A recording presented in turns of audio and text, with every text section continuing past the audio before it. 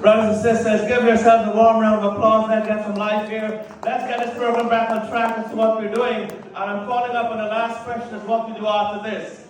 Brothers and sisters, politics is always an evolving thing. You have got to stay committed. You have got to pick up that phone and call Congressman Meeks. First thing you've got to understand is this. This is an international law issue, as the Honorable Attorney General said. We are in his constituency.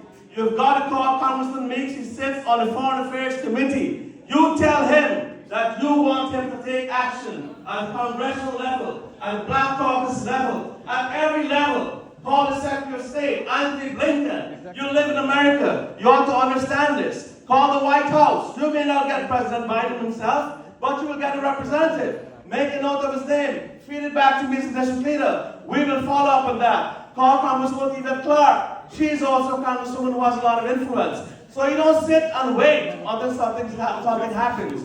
You be proactive in this country. You make sure you call the right places and don't be afraid to call. This is America. This is a land of freedom and opportunities. I want to tell this panel here, especially our minister. And the minority leader. And the minority leader also. Thank you very much. The minority leader, correct. And we call them and make sure we get this message out. Brothers and sisters, if you do not be proactive, we have to follow up on the wonderful work. And I want to tell the Ambassador Hines that we stand with you. We stand with Guyana. Tell them, let them know. Do you stand with Guyana on this issue? Yeah. Who does that script belong to? Guyana. Who does that script belong to? Guyana. Tell Maduro he's a man that he doesn't hear well. That's why he's named Maduro. Tell Maduro, who does that script belong to? And has always belonged to. And it'll never let go of it. It'll always belong to Guyana. Brothers and sisters, that is the energy you need to have. That is a commitment you need to have. That is a proactivity you need to inculcate to make sure that we can bring this home. We can also supplement the great efforts of the Guyana government, Honorable Nangalal, Mr. Greenwich, Honorable Greenwich, Joe Yusuf, Robertson, and the permanent representative there, and also you, Ambassador Hines. Thank you so very much. Now, towards that end, we have had some of the best legal minds come together and put together a resolution in this community. And this is what we have done. We have had a resolution. I will be remiss because I was asked to read this resolution as a district leader.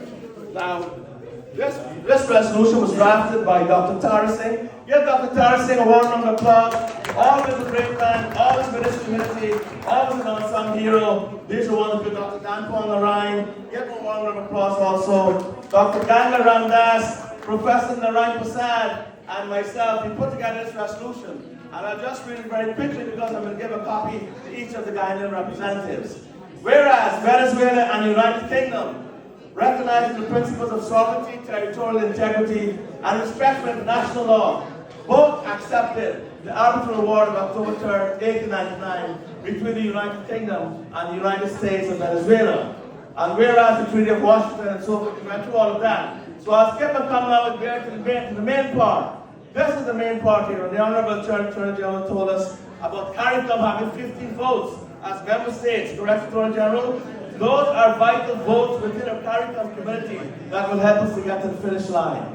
And whereas in pursuit of its legitimate right to defend its territorial integrity and sovereignty, a substantial number of Guyanese Americans and vested foreign business interests coalesced in rejecting President Nicolas Maduro's threatened annexation of Guyana's Essequibo region, which, if it materializes, would decimate Guyana's unprecedented economic progress and destabilize peace and stability, not only in Guyana, as the Attorney General said, but also within Caribbean and Latin American region. So this is going to open up the floodgates, brothers and sisters. You're fighting for world democracy here.